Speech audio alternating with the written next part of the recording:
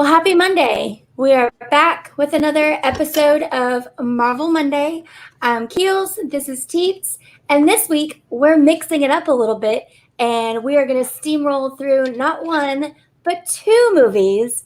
Yes, my friends, it is a special double feature episode of Marvel Monday, and today we are discussing Guardians of the Galaxy and Guardians of the Galaxy Awesome Mixtape Volume 2. So we'll get to that in just a little bit. But again, we last saw you guys if you stayed up for CLC After Dark with us on Wednesday night. We got to see the debut of Marvel Avengers Campus at Disneyland, and it seems like it's very crowded. Very crowded. So it is definitely very popular. I've heard lots of great reviews about the food offerings in the land and some of the character interactions. And I know on social media, people were pretty quick to jump all over Web Slingers as being a thumbs down as a ride. But people are saying it's got quite a bit of rewritability. It's fun. But I think maybe it's just because Disneyland has been closed for so long. But I think a lot of the Disneyland fans are incredibly optimistic about what this whole land will ultimately be as it kind of grows and matures and maybe takes on different elements. What do you think? Yeah, for sure. I think I like how Disney kind of left this land open-ended compared to other lands that they've done recently, like Star Wars, where that's very timeline specific. So they're kind of set where, people have been wanting Mandalorian and stuff like that to come into that land, but they're not going to do that there. Whereas with Avengers Campus, as new movies come out, new shows happen, they can bring those characters into this land pretty easily. Yeah, and, so like I said, I'm not a fan. So I actually, during the pandemic, I attempted to watch Star Wars, and I think I made it about 15 minutes into the very first one before I'm like, this is just too cheesy, even for me. There is not enough Tito's in the world that is going to get me through these. So I haven't seen Star Wars. But do you feel like Batuu and Star Wars Land and the Star Wars movies are more thematic and just like overall storyline, whereas the Marvel universe is more character driven? Probably. I don't think with Star Wars you have something like the Millennium Falcon is like such an iconic thing that people were dying to see in person, whereas you have the Quinjet in Marvel, but I don't think people are as excited to kind of see that in person as they are, say, the characters, where we're seeing the Spider-Man stunt show, the Black Widow and Captain America, both of them, and Doctor Strange, those kind of things. So it's, I think, definitely more character heavy than, say, thematic land atmosphere type heavy. I'm trying to get my camera back to working, and I don't know what happened. I don't want FaceTime. Come on, internet. Oh, yeah, it just showed my FaceTime. I'm going to unplug my camera real quick. Okay. Keep talking about Avengers Campus and just some of the reviews and things that you've been hearing. So, yeah, I know one person that was there on opening day and then one person that was there this past weekend. And I know the person on opening day had trouble getting a boarding group through the first go-around, and they weren't letting anybody in. Basically, at least through most of the day, they weren't letting anybody in through the standby queue to get into the land unless you had a boarding group. So that was kind of problematic. People were waiting hours to just get into the land. And I know food-wise, opening day again, they ran out of a bunch of things by the end of the day. So there were some problems there. But I think after opening day, things kind of settled down a little bit. But the land is still very busy. People are spending a lot more time than I think maybe Disney expected in the land itself versus just the attractions. But I think a lot of that is because of the different character experiences, such as the Doctor Strange show or experience, whatever you want to call it. And then you have Black Widow does a little stunt show. and of course the Spider-Man Stuntronic launch that happens.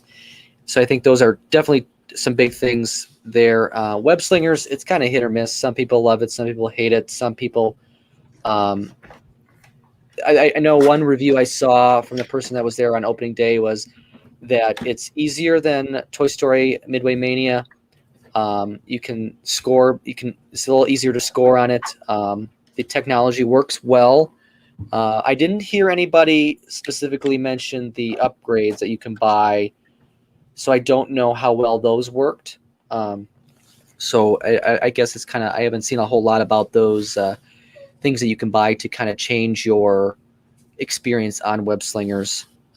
I think because of the boarding groups, a lot of people aren't really riding it multiple times just yet because they aren't able to more than once per day. Yeah, I think that was mostly it for the land opening. I know then Disneyland Paris put up some quick updates on that they're still progressing, and they're also getting web slingers, but then they are getting a retheme of their Rock and Roller Coaster to feature Iron Man. So that, I believe, is 2022 or 23, one of those. So either next year or the year after, that's coming to Disneyland Paris. Well, and they're also getting the New York hotel is going to be available. Yep, that opens later this month. So. And we've kind of seen concept art. We haven't seen any real pictures of it yet, but I think just that concept is pretty neat too. So I would love to see an Avengers hotel. But I think that's what makes me so excited. I want to say you and I talked about this over the weekend, and maybe it was Alicia Stella that tweeted it, and it was the perfect sentiment that if Web Slingers and the campus and the Doctor Strange and Guardians of the Galaxy all opened at the exact same time, this would be the most hyped and celebrated theme park edition, at least at Disney, but possibly on par with Wizarding World of Harry Potter at Universal. So, and I completely agree with that. But it's cool because it just shows that there's potential for growth and expansion just based on the characters. It's obviously going to be character driven, as we saw on Thursday, where basically Captain America passed off to new Captain America, to Captain Falcon, which we talked about that on our stream. Nobody coming that we'd already see a Sam as Captain America character suited up, ready to go in the land. So that was really, really neat.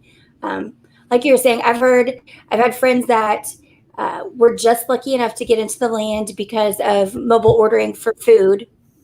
And it kind of was a cluster on that first day, but it seems like they're working out some of the kinks. It sounds very similar to the opening day of Pandora at Walt Disney World. Yeah. I was there for that, and a lot of the same kind of problems. So you think we figured that out, but everyone seems really happy going back for multiple visits, and which is expensive to do since annual passes don't exist in California right now. So I'm loving it. I think the feedback has been great. I'm like you. I haven't seen any of the bonus, the add-on merchandise and how that helps you. But you haven't been out there yet, so nobody has had a chance to sway you to buy any of that kind of stuff. So it'll be fun to see how it grows with the rest of the park and how it handles capacity when California opens up on June 15th. So just a little over a week, and we are back at it for California. In less than a week, in fact, in 2 days, we got dropping. We have Loki finally coming out this Wednesday. And I think there has been I believe the embargo lifted yesterday for it. So a lot of reviews starting to come in. And people have just been absolutely loving it so far. I've heard, I'm not one that always, like, sometimes I'll leave myself for TV shows and movies to be spoiler free, but I did see a couple for this one, and the first couple episodes seem to go to some weird places, so it'll be interesting to see how they handle it. Well, and that's going back to kind of how the Marvel universe is really character driven. Loki is one of those incredibly multifaceted characters. You never know if he's good or bad. His intentions are good, and vice versa. So it's really great that we're getting to see a full backstory, or not a backstory, but a whole series dedicated to just him. And I did this again. Anyways, so Loki. So I'm excited to see what comes with that. I know seems they would do a lot of time jumping. I know we go back in to obviously 1900s. We go forward in time. We're all over the place. So it'll be interesting to see just how this all fits in the grand scheme of the timeline and Phase 4 and all that stuff, because we have not yet seen Black Widow, which will be coming next month, just over a month from today. We got July 9th, I believe, that debuts in theaters and on Disney Plus. I know too, this week they dropped some the Marvel, I forget, they're little short, like 5-minute or so videos, like giving a backstory or a glimpse at what each character does. So they've been doing that with each series they've been dropping. So this week Loki had one drop. I know they did them with Falcon and Winter Soldier, and then with WandaVision. Yep. So we've got that. I still have to finish up Falcon and the Winter Soldier, and I think that's on tap for me this week. I know I say that every week, but I think this week I'm actually going to do it. It's actually going to happen. I'm penciling myself in some me time to get to that. And then we're also less than a month from Black Widow. Just over, right? July 9th. Yep. July 9th. So a month and 2 days. And so Black Widow, that will be the 24th installment of the Marvel Cinematic Universe, the movies as we know it, 24. And today, just now, we're going to review 11 and 12. So when we finish this episode, we are going to be officially halfway through all of the movies of the Marvel Cinematic Universe. So as long as I can stop fucking up my camera, I just moved my mouse because I think it's bumping into my cord, and that's why my camera keeps shorting out. I need a new camera anyway. But as long as I don't touch my camera again, I'm just going to just keep my hands like this so I don't touch anything. Guardians of the Galaxy 1, Guardians of the Galaxy 2. We're going to knock them both out because they basically feed one straight into the other one. And we're going to tackle a lot of hard-hitting, deep discussions, like why is Rocket one of the best characters in the entire Marvel Cinematic Universe? Also, literally, it's going to come in spoiler time. Why does Star-Lord ruin everything? Just everything. So let's get started and head into, we'll start off with Guardians of the Galaxy 1. Yeah, so Guardians of the Galaxy Volume 1, because they put these in volumes, so we are in Volume 1, and directed by James Gunn, who did also direct the second one, and will direct the third one coming out, I think, next year, the year after, something like that, Volume 3. But yeah, so this one debuted August 1st of 2014. James Gunn, who successfully avoided cancel culture. Yes. Because of some terrible tweets. He beat cancel culture. So take that, Republicans. It can be done. You can beat cancel culture. You can cancel culture. Talk to James Gunn. Yeah. So, anyways, yeah. This movie made $773 million at the box office. And we start off this one back on Earth in 1988 in Missouri. We are in where we see a young boy who we will learn his name is Peter, And he is listening to a Walkman because that will be a recurring thing throughout not only this film but the next one, because Peter loves listening to music. If I can take a 20, this is also the story of the ride at Epcot that's going to be opening eventually. Yeah, the whole thing was Peter Quill visited Epcot in the 80s, and that's somehow how they tied this ride into Epcot. Whatever. Anyways, moving on. We are in the hospital, and Peter's listening to his Walkman. His mother is on her deathbed, and they call Peter in to talk to his mom. She mentions what an angel his father was, yet his father is not there. We don't know quite yet where his father is, what the deal is with his father, but he's not there, and his mother apparently speaks very highly of the absent father figure. And so his mother then dies right there. Peter, of course, gets upset, and they tell him to sit outside. And, well, Peter doesn't sit outside. He runs outside, and outside the hospital, that is, and a spaceship appears and takes Peter Quill. And so that's where we then jump back to present day in this film, and we see Peter as a member of the Ravagers, led by Yondu. No, Marcus, I'm okay. It's on in the background. I do not need any updates on that. Anyways. Literally, Marcus, in pre-show, he said he wished the Brewers were playing tonight so he could be distracted. And I said, oh, does this new super fan have a sad foam finger? He asked me earlier if they could just fire Bud in the middle at halftime of this game. Back to Guardians of the Galaxy. So Peter I gotta get back to my banners because I got another good one coming up here too.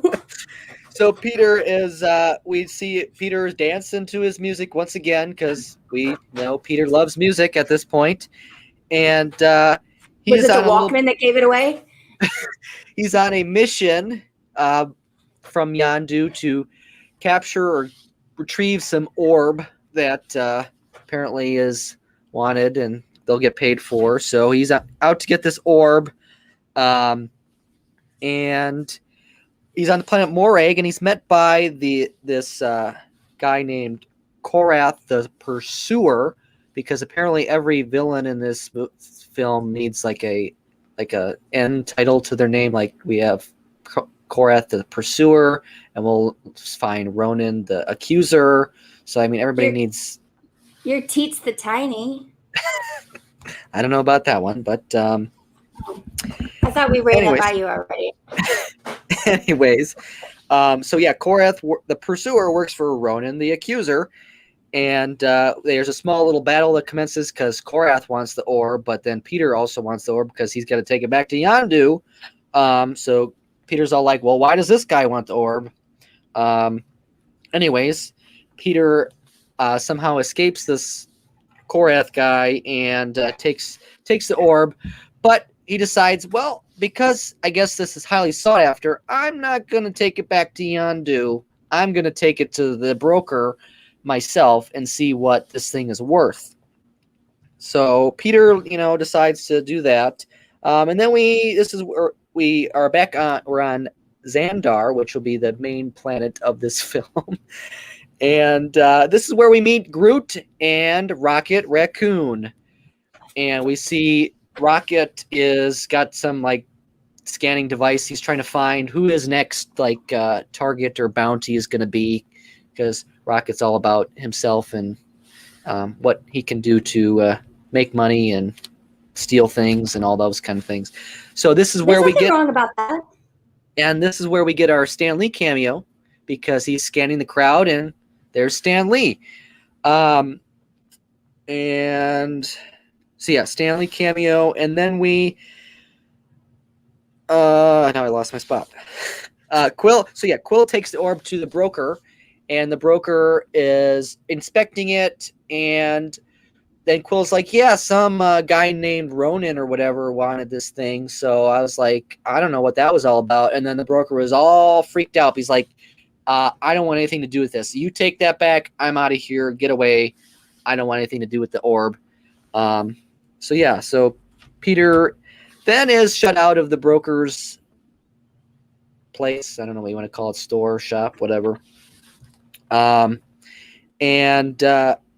Then we see our next character, Gamora, waiting outside, which I guess I kind of skipped over the little part where we do kind of meet Gamora earlier because Ronan has found out that he didn't get the orb. So we now need, he needs to retrieve the orb. So he sends Gamora to do so. But we also there meet Gamora's sister, Nebula.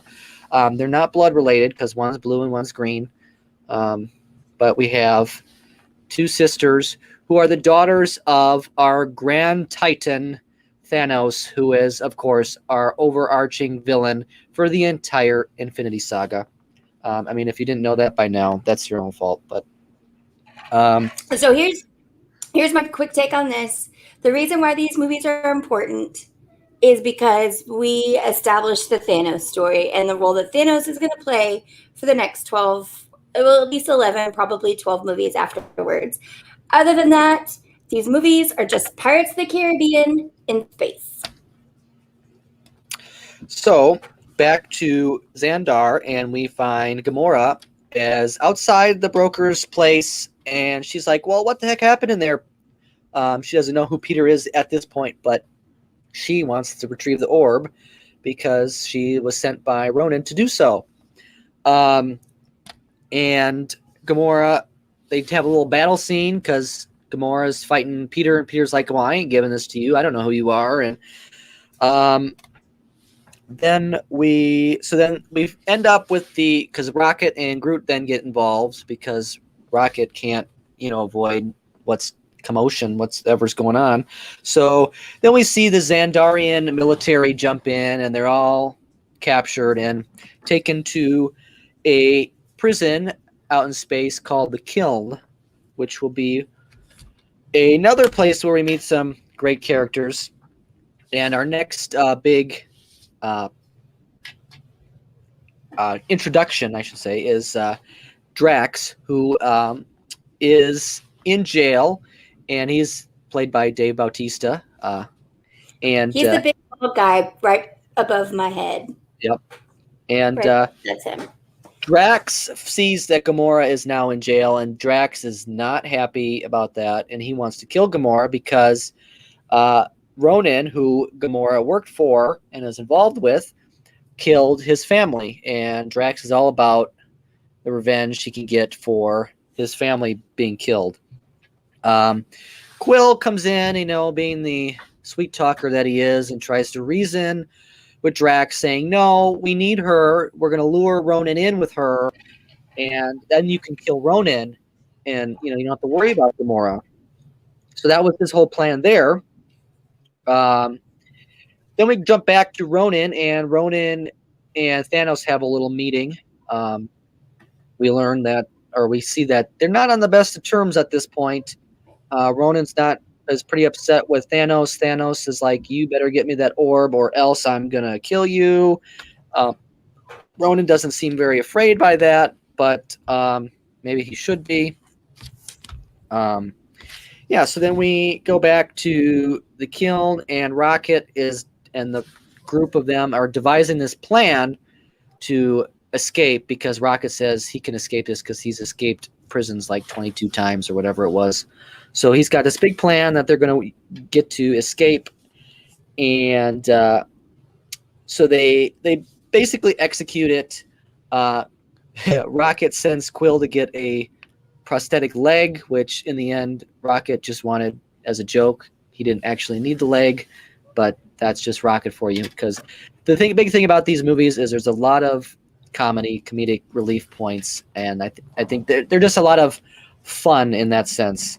So they escape the prison and they get Quill's ship, but we can't leave before Quill gets his Walkman back because he cannot live without his Walkman. So he has to go back and kill a guard who took his Walkman because it was not in his box when he went to retrieve his belongings. Walkman was secured. He flies back out to his ship while they're waiting for him, and off they go. So then we get Yandu is now meeting with the broker, figuring out what the heck is going on because Quill, obviously didn't come back and took his orb, and there's a whole thing there. And the broker's like, I can't reveal, who wanted this and whatever else. And Yandu's big thing is his little flying arrow that he whistles, and he can kill people with. So of course he threatens the broker with that. That will become important later as well. The group of them on the ship then happens upon a place called Nowhere, because nowhere is nowhere. It's not somewhere. Quill, and you know how it's spelled with a K. And with a K, like no. Know, hair. Nowhere. Quill, so then they're on Nowhere, devising their next move, and this is where Quill does more of his sweet talking, tries to make a move on Gamora with his Walkman. Didn't work, because Quill is Quill. He's so cringe. He's so cringe. You may have more game than Quill does. That's saying something. He's just so cringe. Like, I'm just like, oh, give it up, my God. This is hard to watch. So on Nowhere, Gamora says she has a buyer for the orb, and she goes to meet with him, who we then see as Taneleer Tavon, who I forget which. Where we see him in the end credits of Thor: Dark World. Yes. So the Collector, as we previously saw, they went to go sell. They went to keep one because they could keep one, the Tesseract on Asgard, but they didn't want to have two Infinity Stones together, so they send one to the Collector to hold on that. Well, now the Collector knows he can kind of, the Collector ain't dumb. Anyway. Yep. So then we see the Collector. Hold on. Keep talking. I'm going to do something for you real quick. Okay. Thanks, Marcus. The Collector then takes the orb and he opens it up, and this is where we discover what actually this orb is. It's not just an orb. The orb is protecting what is inside, which is another Infinity Stone. And as previously mentioned, of course, the Collector knows about the Infinity Stones, what they're capable of, and already has the one or two in his possession. So why would he not want a third? Anyways, then his slave, who was with him, decides, I'm done with you, and grabs a hold of the Infinity Stone while they're in there, and she explodes, and the whole place basically blows up. Then we get Ronan shows up, and Yondu, and they're both out to get Quill in the group because they both, obviously Ronan wants the stone, and Yondu just wants basically to kill Quill at this point. The group, or the Ronan's army, goes after them, but Drax has got other plans. He's like, I'm going to battle Ronan. This is my time. Drax does not stand a chance against Ronan. Ronan is quite the godly-like figure, and Drax just, even though he may look like it, isn't quite there. Nebula then at this point the group escapes into some pods, and they're up in the air, but trying to escape Ronan's army. Nebula eventually hits Gamora's pod, because Gamora has the Infinity Stone at this point, and as they go out into space, they take the orb, and Gamora is sent out there floating to her death. But Quill, being the lover boy that he is, has to go out and save her, puts his oxygen mask or whatever you want to call it on her to save her. It's like a full face snorkel mask. Yeah. Before he It's does like that, leather though, or whatever. he does call Yandu to give him his location so they can come and capture them, basically to save them. Do you want to take a 20 real quick and just see what I just got you? Sure.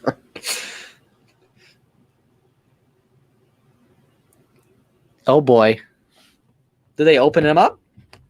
Yeah, I got you October 1st and October 2nd. Oh yeah, I just got a tweet too of that. Huh. Yeah, Marcus just texted me. Thank you, Marcus. Well, there we go. Now I just have to actually go.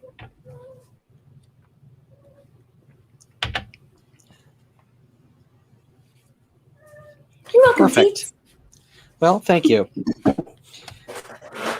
right. Where were we? Well, we had. I was trying to listen to you, but I was like going so fast. So Nebula got the Infinity Stones. So they go off, and Drax was thrown in a pool to his eventual supposed death. But Groot goes. All with the exception of Rocket and Quill die at least once or twice in these movies, but never truly really die. Oh, that's for sure. So Groot, being Groot, tries to save Drax. Ronan takes the orb and gets out of there. Ronan decides, I'm not giving this damn thing to Thanos. I'm keeping it for myself because I know what it's capable of. And he essentially takes the stone and powers himself up and his scepter thing, hammer, I don't know what you want to call it. I think it's they basically call it a hammer. So he basically infuses it in that, and so now he's this all-powerful being, and he wants to now, of course, take on Thanos because Thanos is the next, or the godlike Titan that they want to that Ronan's now after. But anyways, then we go and find. First, then Rocket takes the ship, and they find because at this point, Quill and Gamora are with Yondu. Yondu wants to kill Quill and Gamora, and there's a whole thing there. Yeah, and Quill's like Quill, being the swindler that he is, again reasons with Yondu and is like, wait, you don't want to kill us, you need us. So then he reasons out a deal, and of course, they are not dead, but here comes Rocket in Quill's ship to try to save them, and Quill gets on the mic, on the intercom or whatever it is, and says, wait, Rocket, we're okay. They're gonna work with us. It's okay. So then they have a plan with Yondu. They're kind of skeptical of Quill's plan because it only has like a 14% chance at working or something. So they're like, I don't know about this plan. But in the end, they go with the plan because that's what they do in Marvel films. When in doubt, you let the dumbest one lead you. Yeah, so they alert the Xandarian army of that Ronan is out to get them. That he wants to obliterate the planet of Xandar, and so Ronan's ship is on the way to take care of Xandar, but they have a plan in place so that they are going to essentially hijack or get on the ship and kill Ronan, while the Xandarian military links all their ships together and creates like a giant web to try to hold the ship from coming to the ground. While all the Ronan's military vehicles or whatever like dive bomb the city as people are fleeing everywhere. They get in and they don't actually kill Ronan. They have their plan works until the very end where Quill shoots his thing at Ronan and he doesn't die. He's still there. It basically doesn't affect him. But the ship, the the ship crashes down to the ground, and they're all on there, but they all survive. And at the end, so then Ronan walks out as they're all coming together. They all come to, and I forget. So then it was,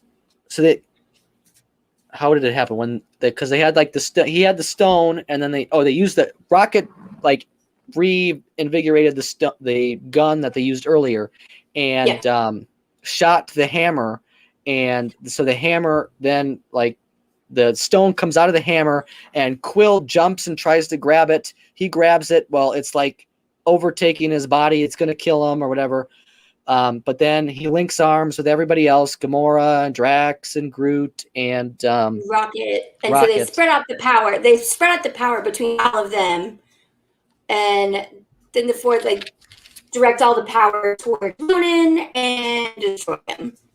Yep. And so then Ronan's dead. And then they say okay.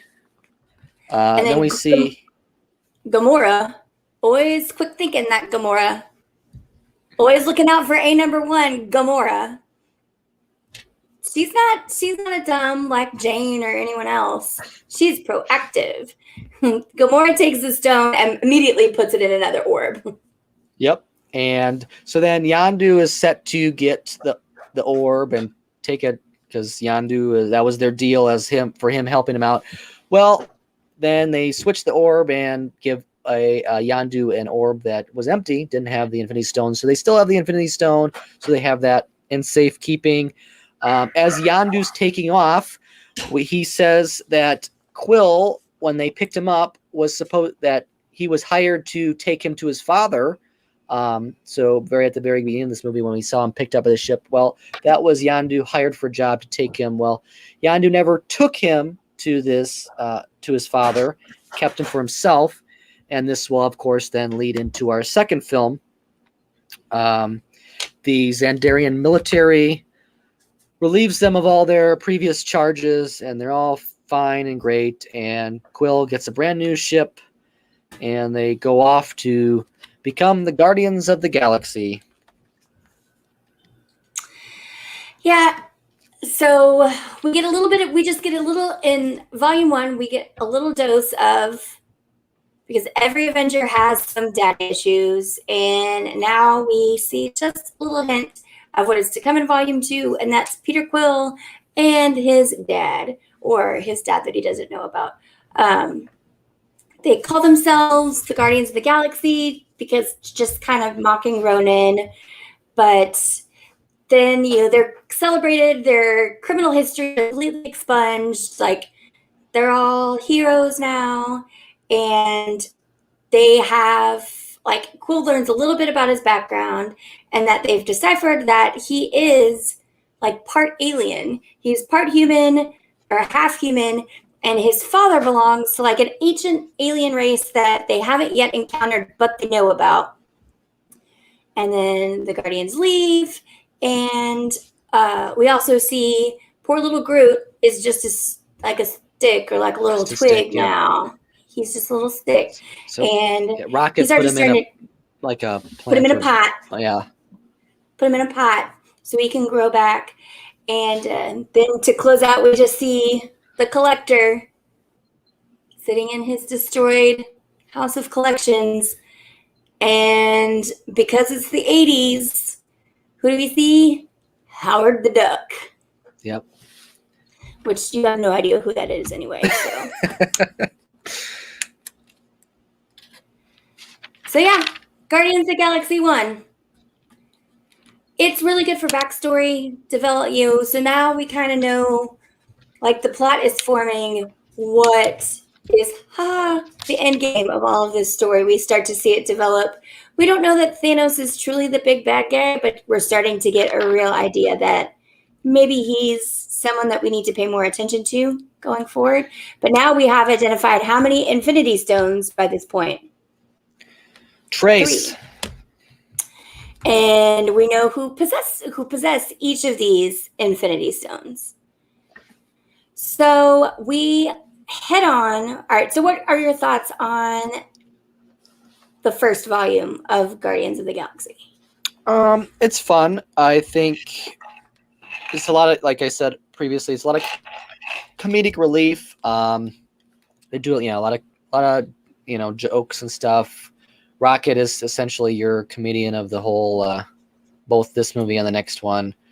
Drax is very, very literal, so he'll, some things he says can be funny too. And of course, Groot is everything's I am Groot, so that's his big thing. Overall, I think it's just a fun movie. I don't know. It's this one is kind of setting some things up again. We're setting up where the stones and Thanos.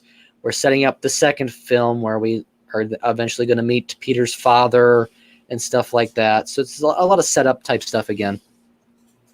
So yeah, like I said, it's important to learn about Thanos. It's important to know. Now we know what the pursuit is. The pursuit is these stones, and somehow all these different factions of the space, be it like magic space or normal space, everyone kind of has a concept of what we're all looking for at this point.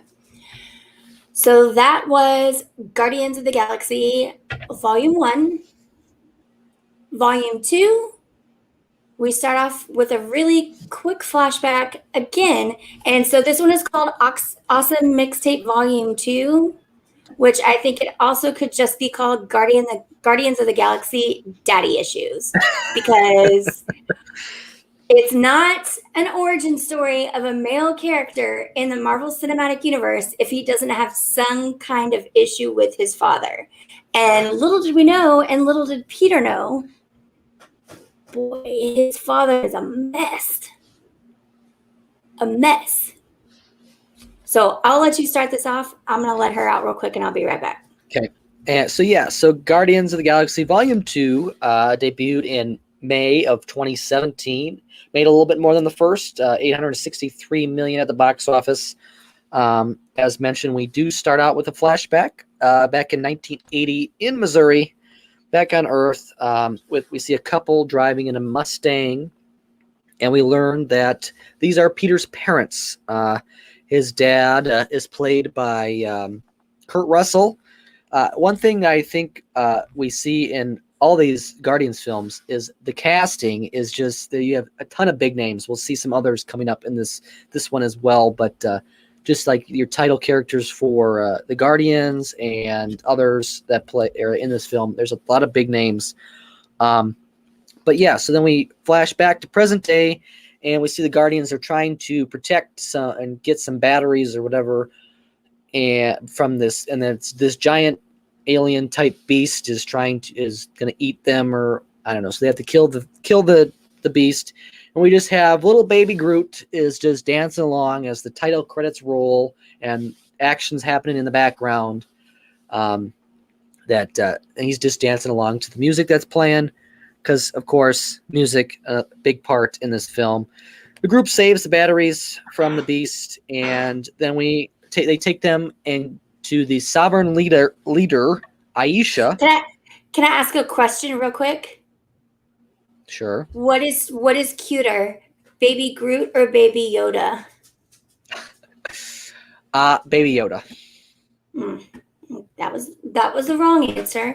But go ahead. So they save the batteries and they take them to the sovereign leader Aisha. The sovereigns, in exchange, give the Guardians Nebula, who we all of course know is Gamora's sister. And Gamora wants nothing to do with her. They're going to take her to Xandar to be put in jail. So then they go off, and of course, once again, Quill, his little swindling lover boy ways, has a moment with Aisha. They're going to make real babies or something. I don't know. Anyways, I'll have time to talk to you about how that works. Rocket, of course, in turn, as they're leaving, they learn that Rocket stole some of the batteries, because then they realize they're being shot at by the Sovereign Army, and they're like, well, why are we being shot at? We just helped them. Oh, Drax is like, yeah, Rocket took some batteries. So, of course, then they have to escape that. They find a jump point and just barely make it through as they're saved by some white egg-looking spaceship with a guy on top. And they make it through the jump point and crash land into this forest. And then the ship appears and comes down, and they are greeted by two individuals, one Mantis and the other Ego, who introduces himself as Peter's father, as I mentioned, played by Kurt Russell.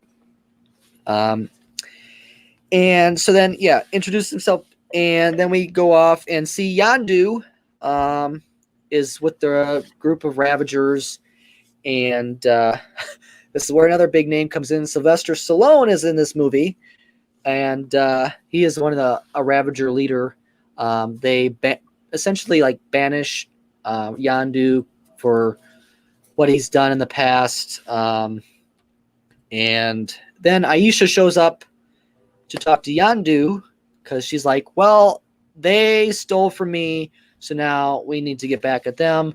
But of course, they're in like some like wintry planet, and Aisha's got her like guards rolling out this stupid long, not a red carpet, but a blue carpet, and because she can't walk on snow because she's too like pristine. So that's the whole thing with the sovereign people. They're very like, I don't know, like upper class. They're ritzy people. And they're super, super bougie. Yeah. So then we go back to Ego and Peter, and Ego then explains what we learned at the very end of the last movie, in that he hired Yandu to come pick you up when his mom died, but Yandu never took him to his father. Ego explains he is a Celestial, which is just the very first instance of a Celestial we see, which will come up later again in the Eternals later this year. So we'll keep an eye on that one. Peter, Gamora, and Drax then head off with Ego on his ship to his home planet, while Rocket and Groot and Nebula stay back with the ship as Rocket repairs it. Yandu and the Ravagers find the ship with Rocket. Rocket has a bunch of booby traps set up to try to get rid of them. It works for a bit, but then, of course, Yandu comes in with his arrow, and Rocket's like, well, I can't avoid this. And so then Yandu and Rocket reason a bit, and then Nebula is inside the ship, and Groot breaks her out because Groot doesn't know better at this point. Back to the planet, Ego explains that he is the planet. He created a human form in order to go to Earth, and then that's how he met Peter's mother and all that kind of stuff. It's an avatar. It's essentially an avatar, just like in Pandora. Turn Pandora into Marvel Land. And then the Ravager group, there's some outliers that aren't too happy with Yandu. They know he's been kind of exiled, and Taserface is now going to be the new face of the Ravager group. And Yandu and Rocket are thrown into a jail cell. We learn that Nebula wants to hurt Thanos after she hurts Gamora first, because she's got to get back at Gamora, because Gamora's always been the favorite child. She's always beat her up. She's always, been number one, and Nebula can't take that. So she wants to first kill Gamora, but then also kill Thanos and make sure he finds all the hurt that he has caused her over this time, because Nebula has been the forgotten child. Peter argues with Ego over leaving and never coming back to see his mother. They have this big thing, and Ego's like, well, I had to come back here, otherwise my planet would die and I would die, and that just wouldn't work. Ego's like, Peter, you have power. You're connected to this planet, and then shows him how to connect to that power. And then they play catch with the glowing ball because Peter has always wanted to play catch with his dad because that's what all the boys did when he was little, and he never had a dad. So daddy issues continue. Why so cringy? So cringy. This is not Field of Peter. And then at this point, I did skip over it, but I'll mention it now. On the ship on the way back to the planet, we learned that Mantis has a power where she can essentially read feelings of people and know what's going on inside them. She's an empath. Yeah. So while she doesn't do a whole lot of it because she's just usually with Ego, she uses those powers to help him sleep. So we learn. So then that's where we see another comedic moment where she holds on to Peter and she's like, "You're romantically in love with her," and then she points at Gamora, and Drax thinks it's the most hilarious thing ever. I'm sure, and Gamora's eyes just roll straight out of her head, hit the floor, and keep rolling. So then we get back, and Drax and Mantis on the planet have a little bonding moment. They're sitting there talking, figuring out their life stories or whatever. Mantis is about to tell Drax something about Ego, but Gamora walks in and stops her, and then Gamora's like, "What were you about to tell him?" She's tell him, and she was like, "Oh, nothing important, whatever," and walks away. And then we go back to Rocket, and he is in the jail cell making fun of Taserface because his name's Taserface. And that's where I end. All right. And so I'm going to shuffle through this. It's really just going to get to the bottom of what is going on with Ego. So Rocket is making fun of Taserface. And at this point, Taserface also takes Groot, poor little Groot, and turns him into a mascot for his crew on the Collector. And then Nebula, because she can't be trusted either, nefarious ass Nebula, she takes the ship, and this is when she leaves because she's got to kill Gamora. Like, literally, she is just so consumed with this jealous hatred she has to kill Gamora because she thinks that's why Thanos always would torture her. It was all because of Gamora.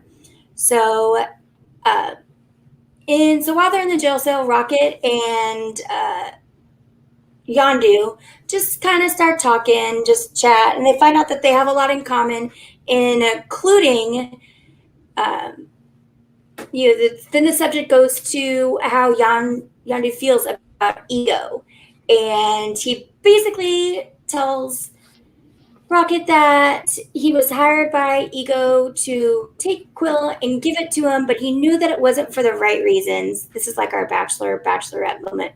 So instead, he did take Quill, but he kept him away from Ego so he could keep him safe.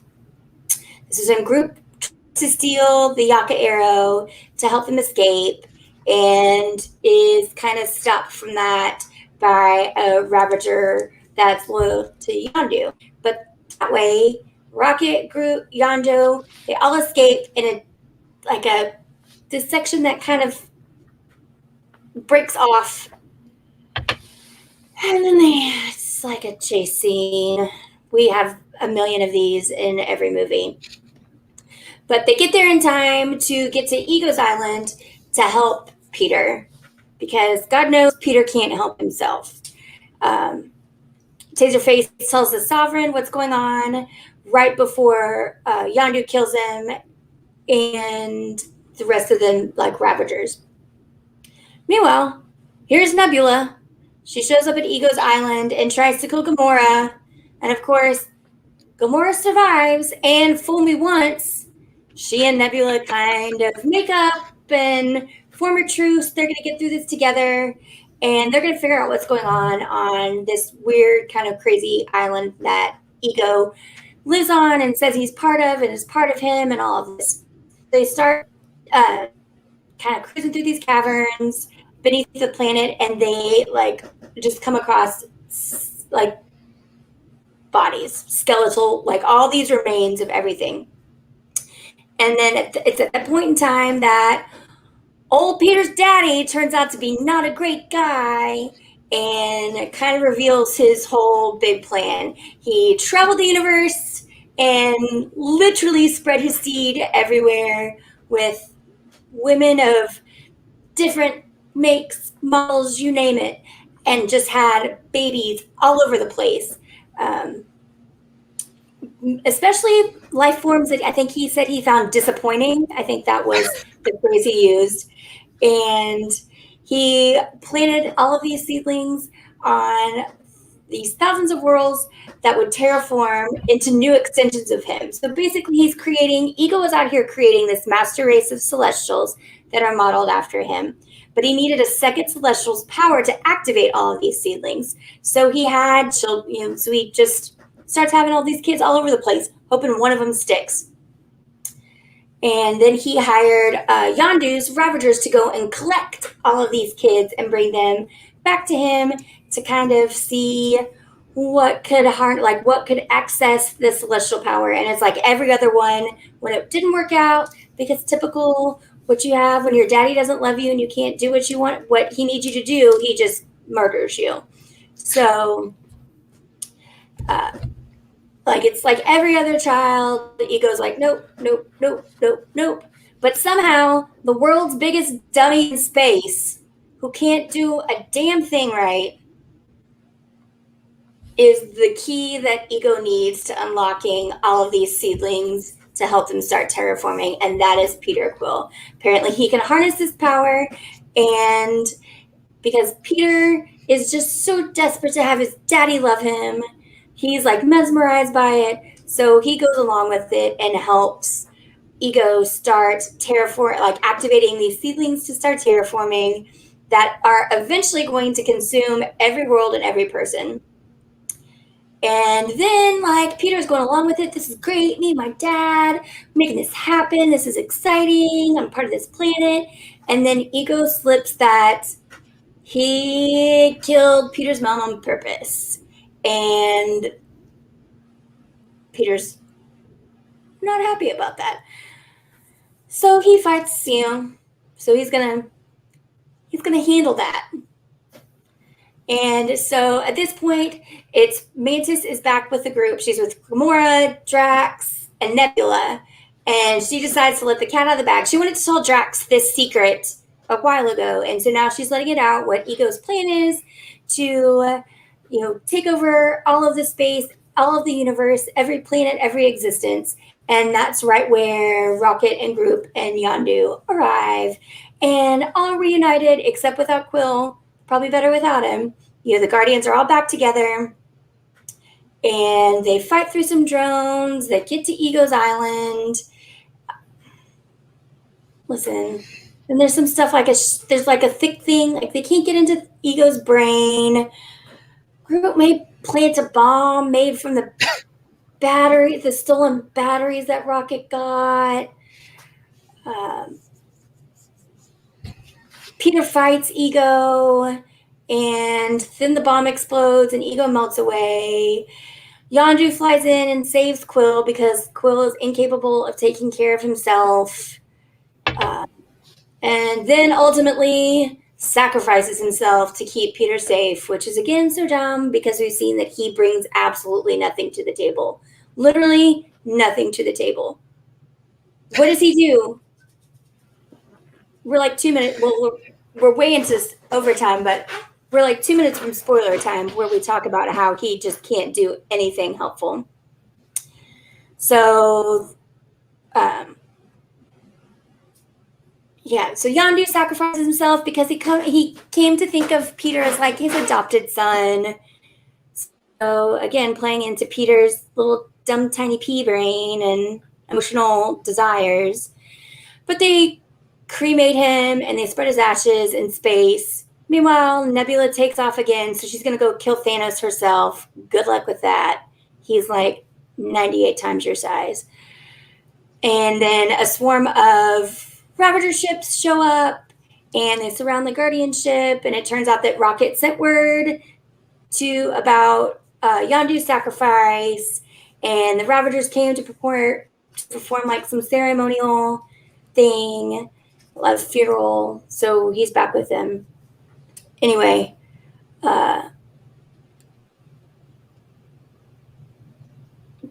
Nothing else matters after that point.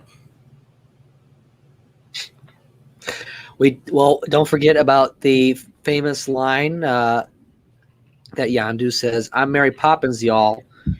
That's the big thing.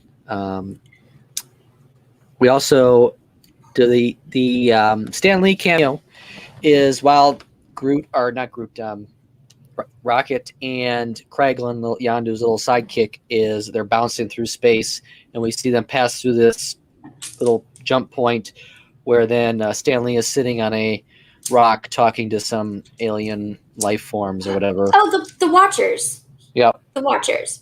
And but yeah, so I think the only thing else is we see Aisha again, and hey, guess what? She's in a birth pod and she's super knocked up with a male being inside that she decides to name Adam.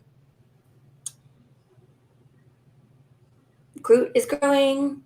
We see Stan Lee, and really that's it. Like, this movie stopped having importance after they kill Ego. We should say that the Adam part is a big thing if you're a comics fan with Adam Warlock, which that could present something for the future of Marvel that we have yet to see. I'm sure it will, because why would they bring it up if it didn't? We have yet to see that tie-in, but it is present in this movie. Because who are we to say? Do we know who had the baby with Aisha? Anyway, like I said, Guardians, fine. It stopped. This movie was done with essentially when Nebula goes back off to try and kill Thanos. Notice how we just completely dropped the entire story about like the Infinity Stones and any of this other nonsense. It is literally just daddy issues. Peter and Ego, Gamora, Nebula, and Thanos. That's it. So again, these are two movies kind of like Iron Man 1 and 2 that really could have just been put together. You only need 30 minutes out of this second Guardians movie. TBH. Yeah, I can see that. I think a lot of this is setting up things that we have yet to see, like the Celestial, Adam, stuff like that. And so with that, so the Eternals will come out before Guardians of the Galaxy Volume 3, correct? Yep. So it's going to go Black Widow, Shang-Chi and the Ten Rings, the Eternals, then I think Thor, Love and Thunder, and then Guardians of the Galaxy 3, The Search for Gamora. Because what we know is these Guardians never truly die. That's true, yes. So, next time we see Gamora, she's going to be flinging herself over a cliff, a soul for a soul. Like, it's not her decision. Thanos makes it for her. We'll see her in Endgame doing that. But then she comes back. No, we see that in Infinity War, and then she comes back magically, and against her better judgment, she's like, I was with this guy, and Nebula's like, it was either him or a tree, and she probably would have just gone with Groot now if she had her wits about her. So again, these movies, like I said, are kind of like a Pirates of the Caribbean movie in space. But boy, these Guardians are just screw-ups. Like, none of them can do anything right. And it's so funny that they like to think that they're a team when, with the exception of like Mantis, they're all kind of just still looking out for number one, and that's me. Like, just in general. What do you think? Yeah, I don't know. I mean, I think a lot of this, I think a lot of with these movies, it's just, I don't know. I guess maybe you're right in that they are too long for what we get out of them. But I think there are a lot of setting up. They don't really overall do much for the Infinity Saga. I'm interested to see what pieces. The first one does. The second one, not so much. With the stone, yeah. I'm interested to see if what we get from this that shows up in Phase 4 now. Yeah, in the Eternals and in Guardians 3, which Yep. I almost wish like they hadn't, because there's a potential that this one pairs better with Guardians 3 than it does with Guardians 1. And it almost seems like it was just excessive to rush it out, because I know the first one was insanely popular and mostly because of the music. Yeah. And it was something different. Yeah, they're in space. Yeah, they're superheroes per se, but they're like your anti-hero, if that makes sense. Not in, well, actually kind of like in a Deadpool way, but not as R-rated as Deadpool is. Because I'm going to say these movies came out around the same time as Deadpool did. Yeah, I think so. So anyway, we've made it. High five. We are halfway through. This By the way, we are halfway through the Marvel Cinematic Universe. So this is my second time through doing this exercise. It is your first time, and we're actually closing in on the end of the second phase. Is that where we're calling them phases? Is what we Yes. settled on? Phase. I'm gonna make a post-it note that up there that says phase, because I think I was saying cycles, which doesn't feel right either. Thanks. Throw me under the bus like that. Because I think the second phase ends with Civil War or Ultron. We had a big discussion about this last week. Because technically, if you're going by what is on, because obviously we're doing it in timeline order versus when the release order, technically Guardians Volume 2 is part of Phase 3, not Phase 2 if you're going in release order. Okay, but in chronological order, we had a big discussion about this last week, or maybe Mr. Worldwide and I did on Dark World. And I think we were going back and forth on what ends phase 2 and starts phase 3, and it's got to be Civil War, right? Is Civil War the end of 2 or the start of 3? Well, Civil War, because if I'm reading this, it's Civil War is pre-Infinity War, so I got to think. Infinity War is Phase 3, so this says that it's phase 2 ends with Ant-Man, so that means Civil War starts phase 3. Yeah, so Ant-Man is after Ultron. Well, so for us. So we are getting, so next week we've got Age of Ultron, which I've said it before, and I'm so excited for Teetz to watch this, because it's going to be glaring, like out of when it was released and just out of context. Ultron is just so fucking weird. It makes no sense at all. But now that you've seen all the movies now leading up to it, and you've seen WandaVision, I'm just going to say it. Age of Ultron is the linchpin that holds the entire cinematic universe together. It just starts making crazy sense, because it also starts the roll of movies that just run us straight through. There is not a terrible movie in the bunch starting next week with Age of Ultron.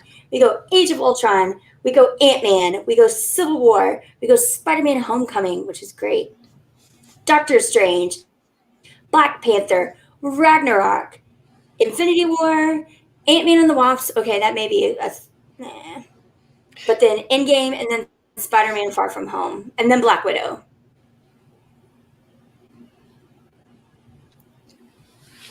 I'm wondering if I will have a new appreciation for I'm wondering if I'll have a new appreciation for the Ant-Man films, because my first go around, I'm not a big Ant-Man fan. So I think you will. I'm not going to say why. I just think you will. And I think when you watch it this way, you'll see just ultimately carrying the vision of the Avengers forward, why he is so, like the Pym particles and all that, he is so important to Avengers Campus. I'm not going to say anything else. I'll wait until we get to that point. And it will absolutely make sense. Ant-Man and the Wasp is okay. It's fine. The first Ant-Man is excellent though.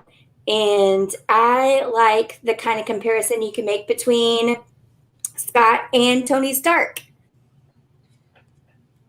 Because one actually does know about actual time travel, and Tony just kind of tries to make things work to figure it out. So that's all I'm going to say about that one. But we're into the sweet spot.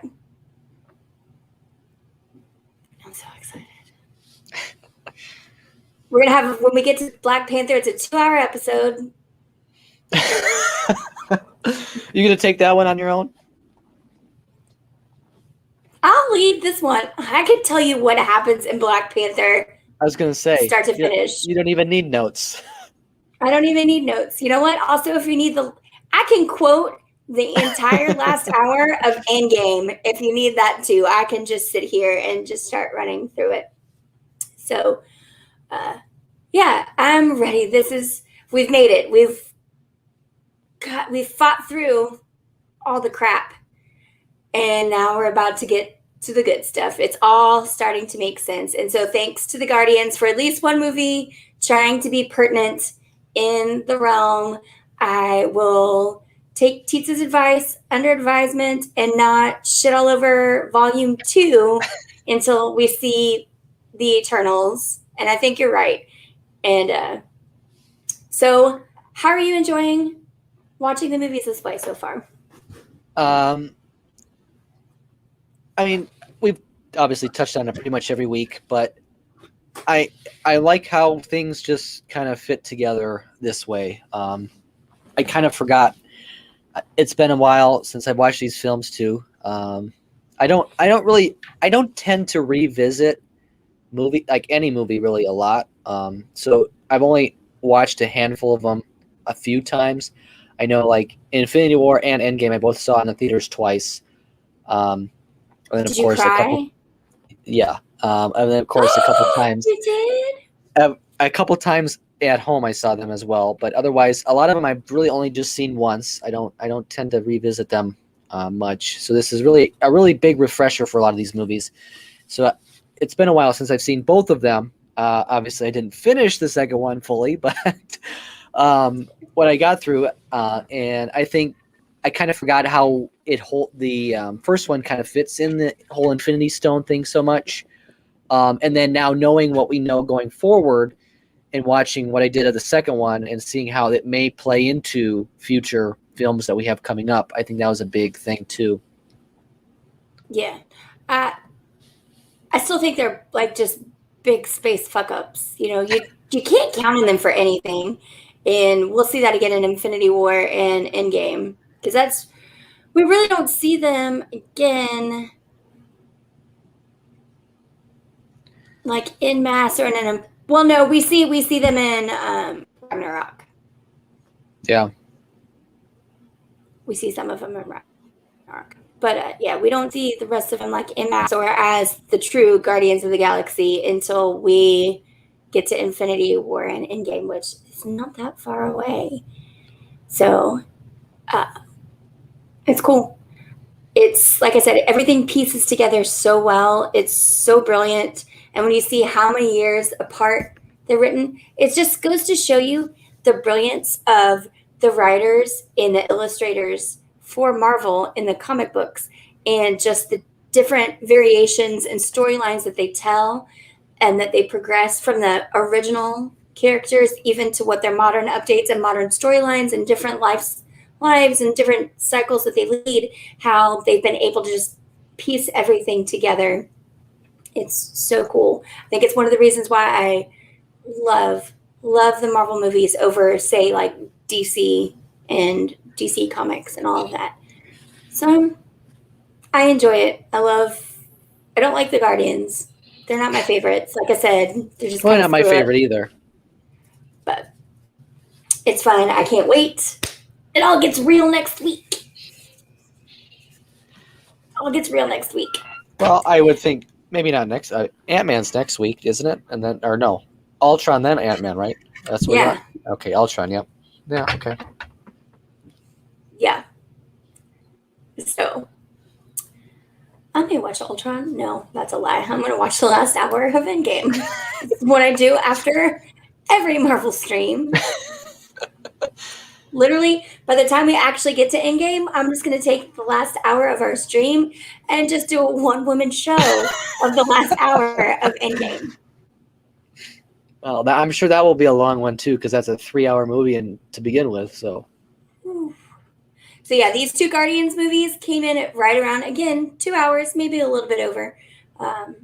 It could have been one, but that was a great point that Teetz brought up was we did learn what a celestial was, and like when I did this the first time through, I didn't even know that they were going to do the Eternals as a Phase 4 kind of direction they were taking the movies. So that was enjoyable for me to learn. Anyway, any other last things you've got?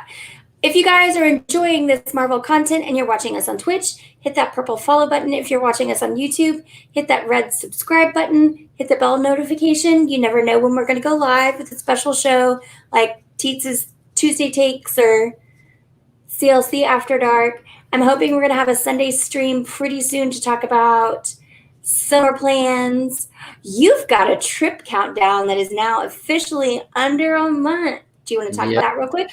Yeah, it's not a Disney trip either. Even though I did schedule 2 park passes just in case, but it is a Universal focus trip. So there will be Marvel there because Marvel is at Universal in Orlando. Mm-hmm.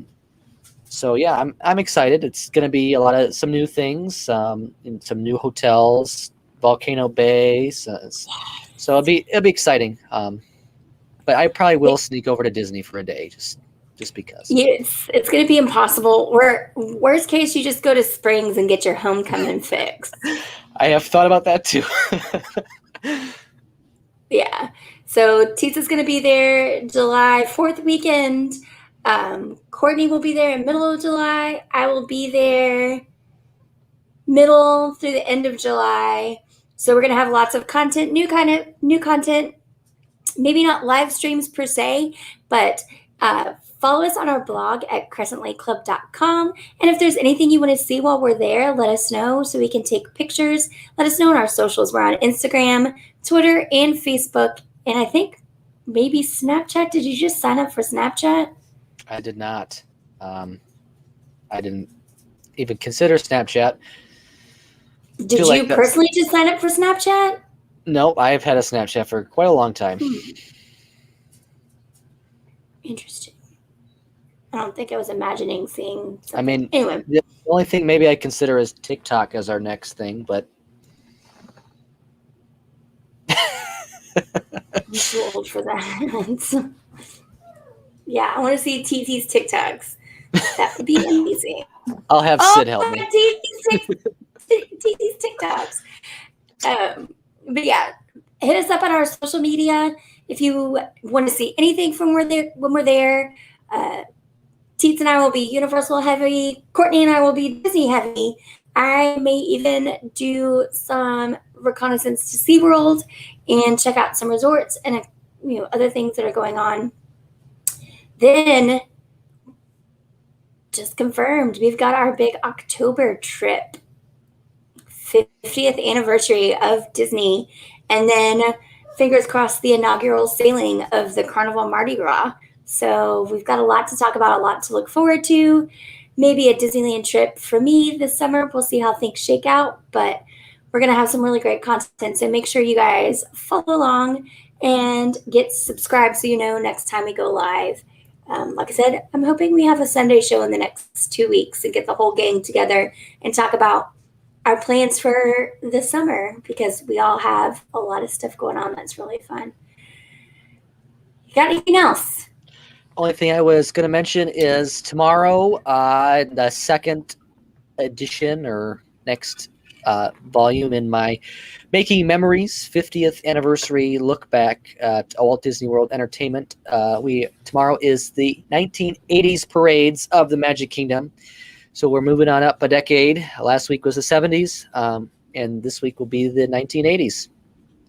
Exciting. Yeah, Teetz has a really, really great content schedule put together for basically the celebration of Walt Disney World.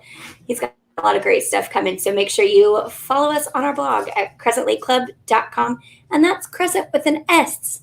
I know it was hard for people at Disney IT to spell. Crescent has an S. Anyway, so from the entire Crescent Lake Club, from Teetz, from me, thank you guys once again for joining us here on Marvel Monday. We'll be back same time, same place. And then don't forget, Courtney and I will be here on Wednesday for another Wind Down Wednesday. And we already have a ton of travel news to talk about.